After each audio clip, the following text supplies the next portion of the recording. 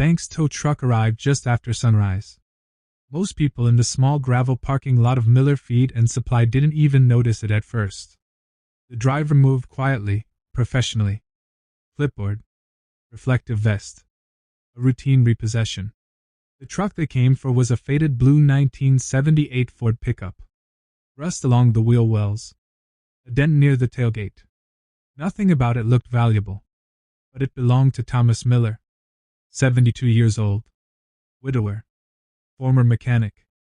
The kind of man who still kept every receipt folded neatly inside an old cigar box in his kitchen drawer.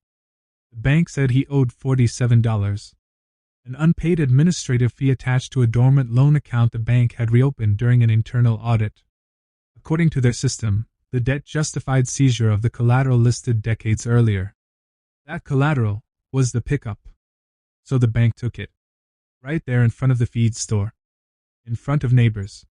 In front of the county clerk who happened to be buying birdseed. Thomas didn't argue. He didn't raise his voice. He simply watched the truck disappear down the county road while holding a paper cup of coffee that had already gone cold. Later that evening, his grandson Caleb stopped by the house. And while looking through a dusty envelope inside Thomas's old filing cabinet, he found a title record dated 1980. A record the bank clearly didn't know existed. But the quiet part, the part no one at the bank realized yet, was that the title didn't just prove ownership. It proved something far worse.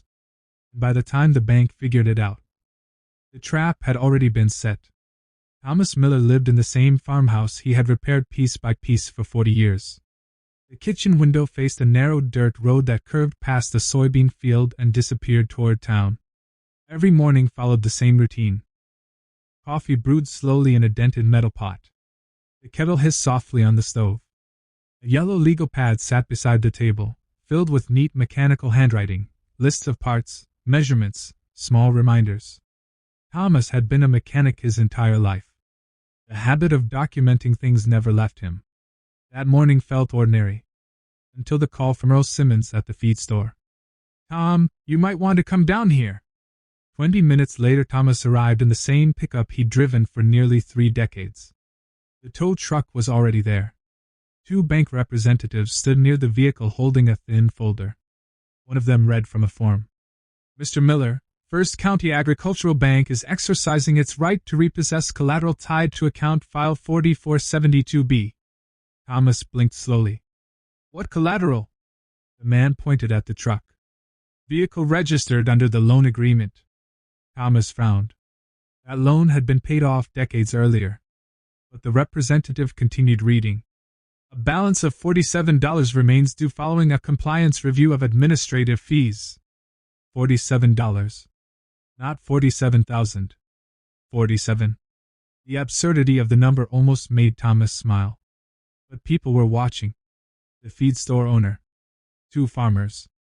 A woman from the county office. Someone whispered, "They're taking his truck?" The bank representative remained calm. "If the outstanding balance is paid today, the vehicle may be recovered following administrative processing." But the tow operator had already started the winch. Thomas didn't argue. He simply stood there quietly, watching the steel cable tighten, watching the truck climb slowly onto the flatbed. The truck had hauled lumber when his wife and he rebuilt the porch in 1986. It had carried tools for thousands of repair jobs. And now it was leaving.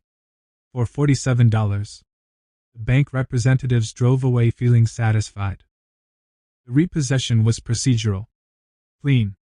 Efficient. Another file closed.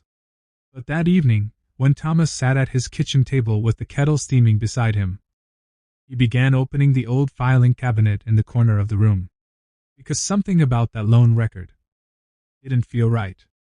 Thomas's filing cabinet was older than most of the bank employees who had repossessed the truck. 4 metal drawers, each labeled in faded masking tape. Tools, taxes, property, vehicles. Inside the vehicle's drawer were dozens of folded envelopes. Oil change receipts from the 1980s. Registration slips. Old inspection forms. Thomas had never thrown away paperwork. Not because he expected trouble. Because mechanics trusted records. Caleb arrived around sunset. 17 years old. Curious. The kind of kid who asked too many questions. He noticed the empty driveway immediately. "Where's the truck?" Thomas explained the situation in a calm voice. No anger. Just facts. Caleb stared at the repossession notice lying on the table. "They took it over $47? Thomas nodded. Caleb frowned and pulled open the filing cabinet drawer. "What year did you buy it?" 78. They began sorting through envelopes. Paper slid across the wooden table. Holding stamps. Registration cards. Then Caleb paused. He held up a thick folded document printed on yellowing paper. "Grandpa, what's this?" Thomas took it slowly. The heading read, State Vehicle Title Transfer, 1980. Thomas's eyes narrowed. He remembered something faintly. In 1980, the bank had refinanced several agricultural loans during a restructuring program. Farmers had been required to update collateral titles. Thomas unfolded the rest of the document. A red stamp marked across the page. Release of lien. Caleb looked confused. "What does that mean?" Thomas leaned back in his chair. "It means the bank signed off on the truck." "Completely?" Thomas nodded. In 1980. The room fell quiet except for the kettle clicking on the stove. Caleb stared at the paper again. If they released the lien, how could they repossess it? Thomas didn't answer immediately.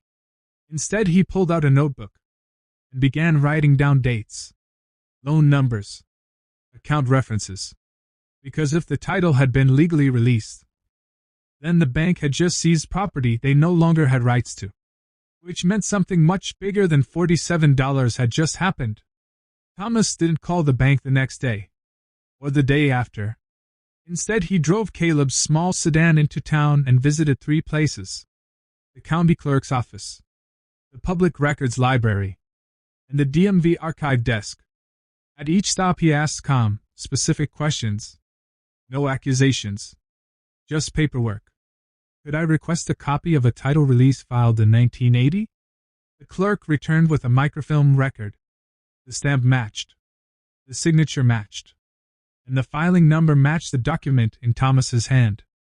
Next stop was the county records archive. A quiet room filled with metal cabinets and old survey maps. There they found something even more interesting. A loan restructuring agreement filed between the bank and several local farmers in 1980. The agreement included language regarding collateral releases. One clause stood out. Once collateral was formally released and recorded, the bank permanently forfeited repossession rights tied to the original loan instrument. Thomas copied the entire section. Then he made one more stop. A retired CPA named Harold Benton who lived 2 blocks from the courthouse. Harold reviewed the documents slowly. Then he leaned back in his chair. "Well, this is awkward." Thomas waited. Harold tapped the title release. "If this record is legitimate, the bank repossessed property it legally abandoned 44 years ago." Caleb looked stunned. "What does that mean?" Harold smiled slightly. "It means the bank might have committed unlawful seizure. And that was only the beginning."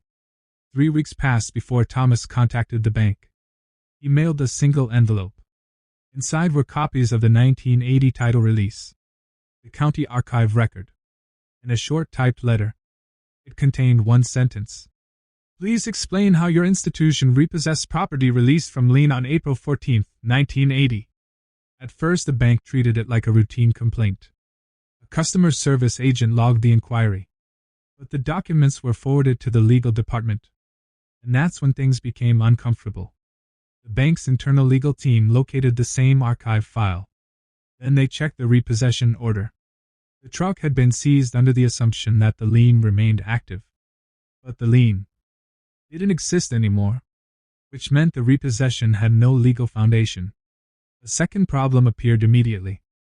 State law required financial institutions to verify lien status before executing collateral seizure, which meant someone had skipped a verification step.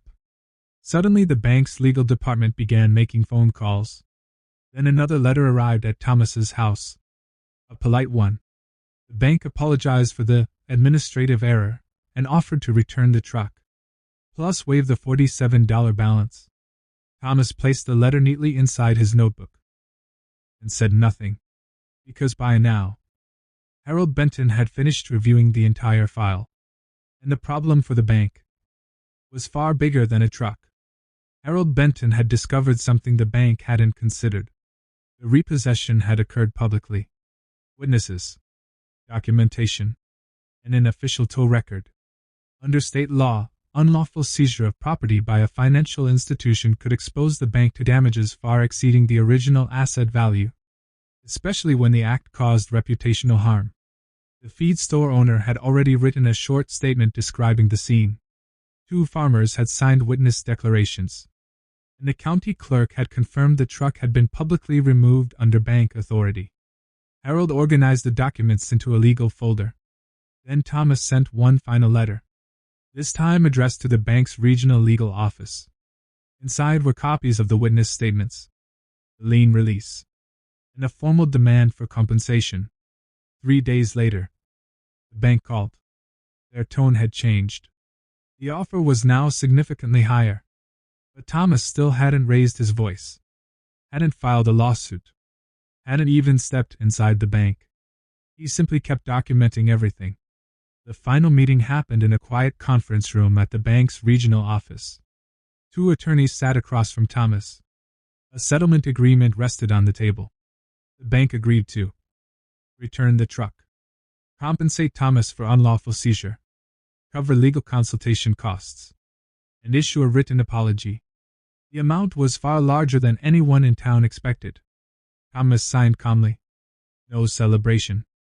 No speeches. Just paperwork.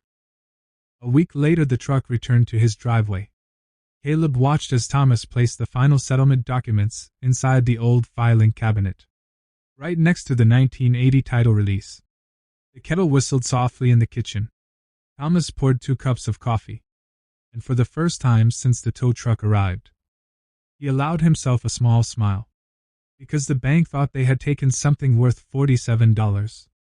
What they had actually done was reopen a record that should have stayed buried